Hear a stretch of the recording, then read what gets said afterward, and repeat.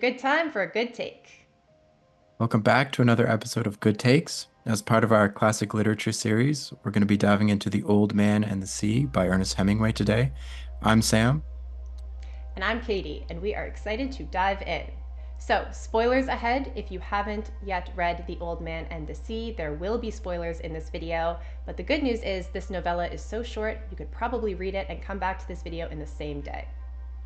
Yeah, so why don't we just kick it off with a brief summary of the novel for those who it's been a while since they've read it. All right, so The Old Man and the Sea starts off with an introduction of an old man who is a fisher in parts of Cuba. He lives in a small village there and he has a streak of bad luck. He has not caught a fish for 84 days, so he is considered to be unlucky in the fishing village. However, we are on the 85th day here and he's determined to go out and change his luck.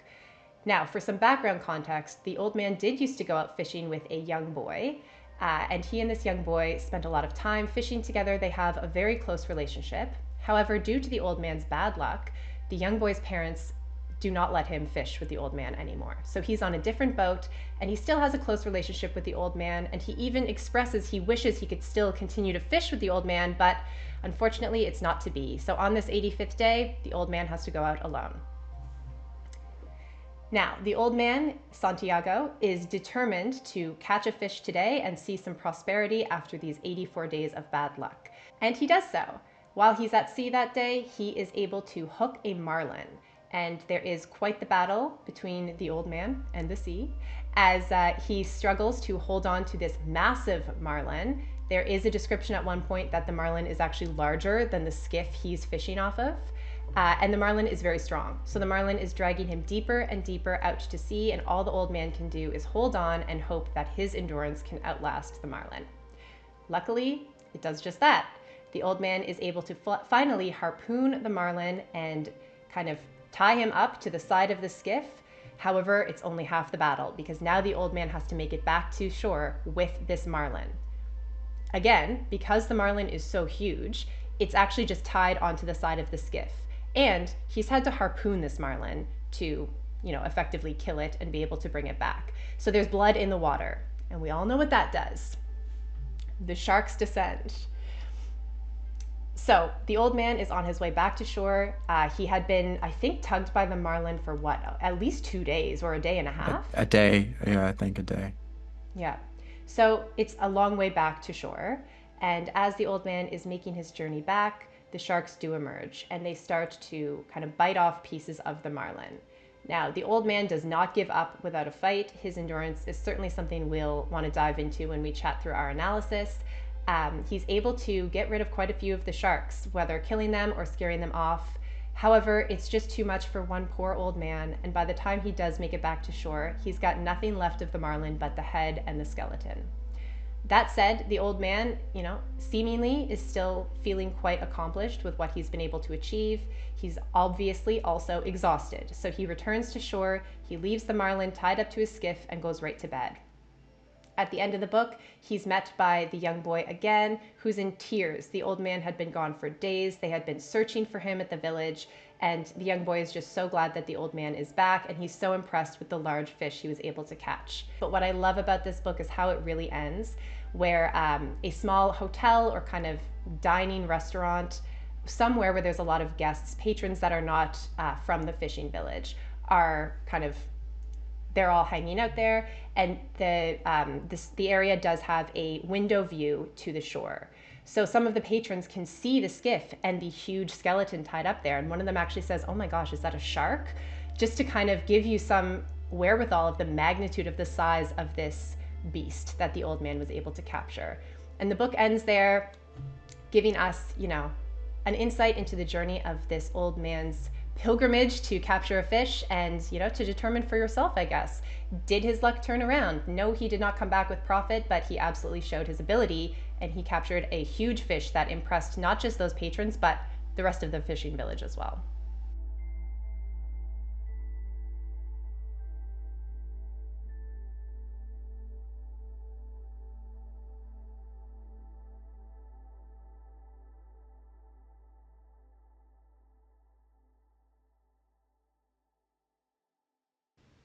Yeah, perfect. So, in the theme of the sea, we can just, I guess, dive in even further, and we'll give some thoughts here because there's a lot of themes and some, I think, some stuff that's worth unpacking here.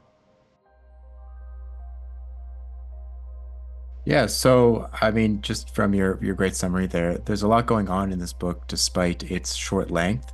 A lot of major themes to touch on. One major one being luck, another endurance, and perhaps the most touching one is this relationship between the old man and the boy. Um, all of which Ernest Hemingway pulls off masterfully. For those who know Ernest Hemingway's writing, he uses very simple prose. His language isn't very colorful, but it just still comes off as deep and profound, and there's no lack of substance in there, much like the Marlin, with all of the meat on it.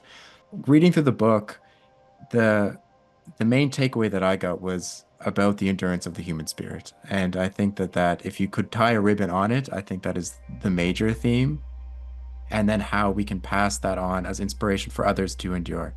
As you mentioned, the old man has gone through a streak of bad luck, and luck is brought up often throughout the book. He considers 85 a lucky number. I'm not sure. Someone can correct me, or Katie, you can. I don't know if Joe DiMaggio, who is often brought up in the book, I don't know if his number is 85 or why 85 is a lucky number, but it just so happens that the day that he goes fishing is 85. So do you know about Joe DiMaggio's number? Do I look like someone that knows Joe DiMaggio's number? No, I do not know, but Fair. let's look it up. If there's any other insight into why this 85th day or this 85 number is considered lucky, that would be really cool. I don't know if it has any relation to Joe DiMaggio, but you raise a funny point because I did not expect to see any reference to kind of celebrities, or really it's interesting because it grounds you in a time period for the book where if you didn't have this reference to Joe DiMaggio, you could really argue this could have been any time period. Hmm. But it does ground us kind of in that zone, which would have been, oh my God, what, the 50s, 60s? Yeah, I think so. But Yeah. I might be outing myself. We weren't around back then. But baseball is huge at that point, obviously, all over not only America, but Latin America and the Caribbean. Yeah. But yeah, so I mean, Joe DiMaggio or not, you are right about it. It is kind of it's not anachronistic. It's very much it's for any time, which I think just lends itself to the strength of the book. Essentially, the old man has lived a very long life and he was very successful. I'm sure you recall from the book, there is a little story within from the old man's past about him being an arm wrestling champion and how he wrestled one man for I think over 24 hours. It might have even been longer, and he came out the victor. He was a prize turtle fisher, and but now those days are far behind him, and it brings up the question is, as you grow older, do you still have use? Are you still able to provide? Even if you did have a legacy that is worth remembering and respecting, what good is that into your old age? I mean, what do you think about this? How do you think the book kind of serves this point? I think you're right. It's a question that comes up, and it's not even necessarily of, does it matter anymore, but more how do you celebrate that legacy or continue to experience it as you age, right? Because it doesn't, I mean, the story's not over till it's over. So, I think that there is a little bit of a living in the past that many of us do. You can kind of look back at the glory days. The perception of the old man or his perspective on things is that he's fondly reminiscing these days and he's very aware of his physical limitations. He's got a hand spasm when he's holding onto the marlin for days on end. And so he's not at the physical level that he used to be. However, in so many other ways, he's clearly just an evolved version of that person. He's got a lot of wisdom. He speaks a lot about luck. I think at one point he talks about, it's better to not just be lucky and actually have the ability to get things done as well. Luck plays a role, but it's not everything. Um, yeah, so it's interesting because I think that he demonstrates well that a life well lived, and when you have these huge accomplishments that are now years or maybe even decades behind you, it doesn't mean that they weren't worth anything or they're not worth anything now or you still have more to go. It's more about how do you celebrate and continue this journey, because I think that in a lot of ways being able to age and that privilege is a blessing, and we certainly don't look at it as such in the modern day all the time. No, I think that's exactly right. And like you said, the continuance of it, I think this is highlighted by the relationship between the old man and the boy. When he's out at sea, the old man, more than anything, he talks to himself quite a lot. But more than anything, he wishes that the boy was there. And in my mind, that is the continuation. The boy really looks up to the old man. He loves him very dearly. And it's not just because of his ability as a fisherman. I think it goes, like you said, far beyond that into the wisdom and to the perspective that life gives that exceeds one's feats of strength. Um, and that I think is almost the overarching point of the book.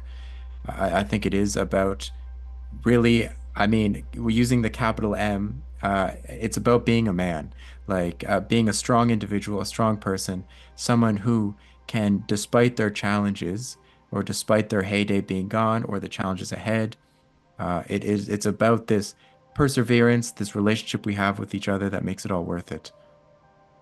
Yes, and man with a capital M indeed. I think that sums up a lot of Hemingway's work. I will just interject to note that my takeaway from when he uses this kind of language, and I think even the literal capitalized term man comes into play in the novel. I see that as a reflection of humanity, and I try Yes, not that's what to I look mean too by capital deeply. M. No, Yes, but capital M I'm as in man as a species. yes, okay, exactly. But just going to say that as a woman, I also relate to this ability to persevere and endure. And just had to be said. All right. I know that Hemingway gets a bad rap sometimes, or a rap for some misogynistic tendencies, which could just be a virtue of his time. And I have to say, as it's not something I'm ever conscious of or that impacts me while I'm reading the books. But when I see things like capital M man, I always just assume that he means human because I'm very much part of that. And that's all I'll say. Yes, but that's well said, and I agree with that. It is obviously a very masculine book in the traditional sense, but what it's speaking to goes far beyond these things. Um, Well, and and one I final thing yeah, I'll say there is it's about masculine characteristics. And, there are female characteristics as well. And as humans, we have all of them, or, different yes, levels well, of both. for sure, Yeah. absolutely. Um, and yeah, I mean, throughout the entirety of reading the book, the poem "If" by Rudyard Kipling kept coming back to me. You mentioned the spasms in the old man's hand. He's always fighting with his left hand. As a righty, I can understand that. But one line in particular from that poem always stuck out. I have it up here quickly. It's if you can force your heart and nerve and sinew to serve your turn long after they are gone, and so hold on when there is nothing in you except the will which says to them, hold on. And willpower is absolutely the major characteristic of the old man because his even if his body hadn't failed him, that is it's a huge trial to be lost at sea for upwards of 3 days, battling an 18-foot long marlin, enduring the cold and what have you, no food. So Mm-hmm. the will is it can't be understated here. Absolutely. And it is totally a central theme of the book. And it's something you see is not a recent development in the old man's character. Back to the arm wrestling champion status he had, and the arm wrestling match that lasted over a day. This endurance and this willpower to never give up is certainly something the old man has always embodied, and he's carried through into this stage of his life. And it reminds me well of growing up. Our father often said, never, ever, ever give up.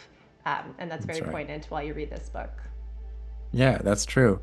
And I guess the other half of the old man in the sea is the sea itself. And throughout the book, the old man has a great respect, even a love for nature, for the ocean.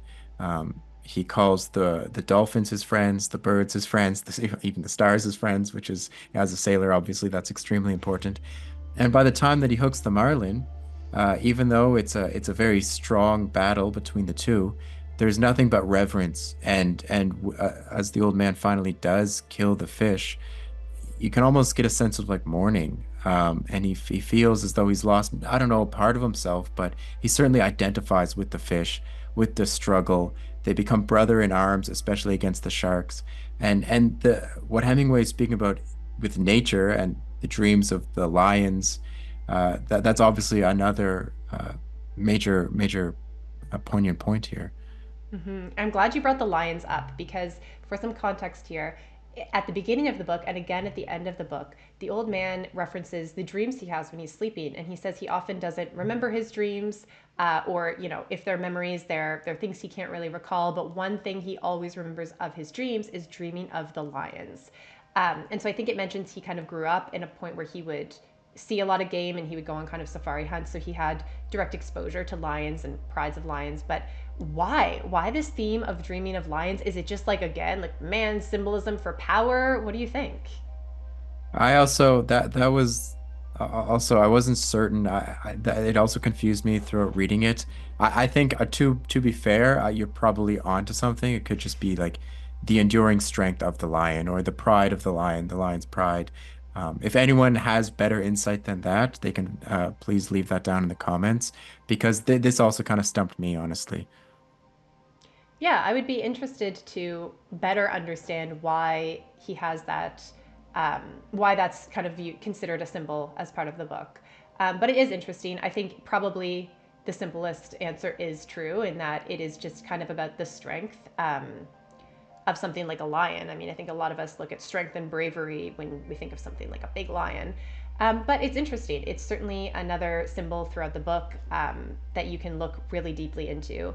And as we were talking about, and as you said, this relationship between the old man and the sea, duh, is also a huge central theme of the book. And I agree with you. I appreciated his reverence for nature and for the sea and for all living things. He does seem to have that almost sadness that he's killed this majestic marlin.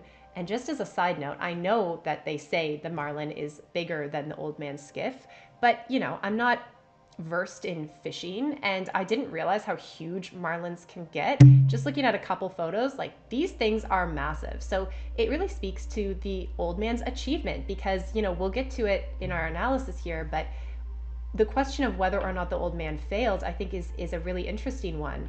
And I would say absolutely he did not. I mean, what a feat to be able to catch something like that on his own. And not only to do so, but then to be able to come back at all. Yes, he brought Mhm. back just the skeleton after fending off many sharks. But to be able to return and to bring the skeleton with him and to receive the awe he did from all those in the village that saw the remains. To me, it's an abject success, an achievement, and I think there's a deeper question around what does success look like. It's not always going to come in this perfectly packaged, end result. But it's also a lot of kind of state of mind and just Mhm. being able to say that you set out to achieve something and you did, and certainly the old man did that. Yeah, I totally agree. I think this directly harkens back to it's certainly the book's most popular quote and probably one of Hemingway's most popular lines in any of his works, and that is that, but man is not made for defeat. A man can be destroyed, but not defeated. And I think that's exactly what you just explained there, and I totally agree. Um, the fish was certainly destroyed, and many times the old man's will might have been shaken. But at the end of the day, he gets his fishing buddy back because Manolin, the young boy, is able to go fishing with him upon his return. And as you mentioned in the summary, the guests at the resort or the inn or whatever it might have been, they can acknowledge that this thing was insane, and the other fishermen also give credit to the old man. So he didn't come away with the catch, so to speak. But I totally agree with everything you said.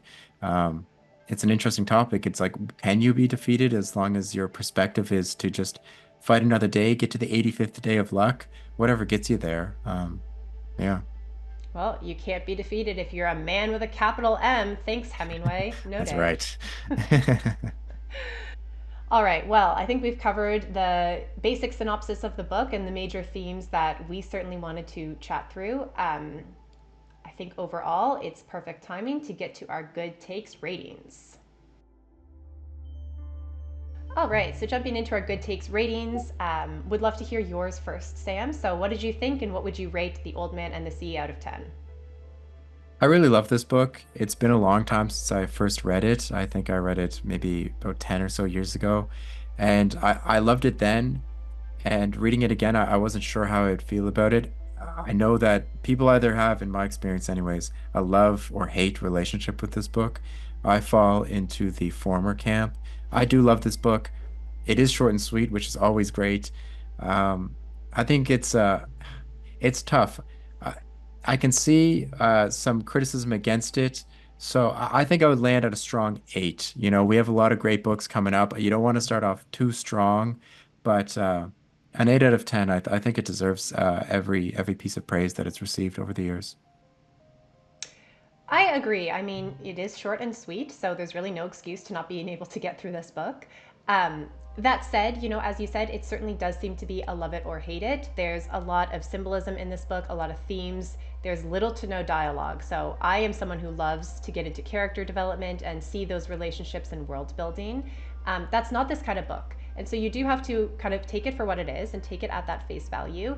It is a beautiful story with a lot of really interesting themes and a lot of very personal questions that you can kind of answer in very different ways. I think many people would read this book and have a bit of a different take on, or rather, takeaway from it at the end. So I totally appreciate the book. I do think it's a classical piece of literature. It's not my favorite just because, I love some of the storytelling that Hemingway does in some of his other works. So I do have to take that into account, but overall, I do think it's a very important read and a really great standalone novel that is worth being on everybody's want to read list. So I will give it a 7 out of 10, which combined for our good takes total gives us 7.5 out of 10 for Hemingway's The Old Man and the Sea. Not bad. We'll take it. Yeah. So, we'd love to hear your thoughts. Please let us know what you've thought of the book. If you loved it or hate it, we want to hear from both camps. Be sure to comment below and like and subscribe to our channel to get more of our classical literature series and all of our other good takes.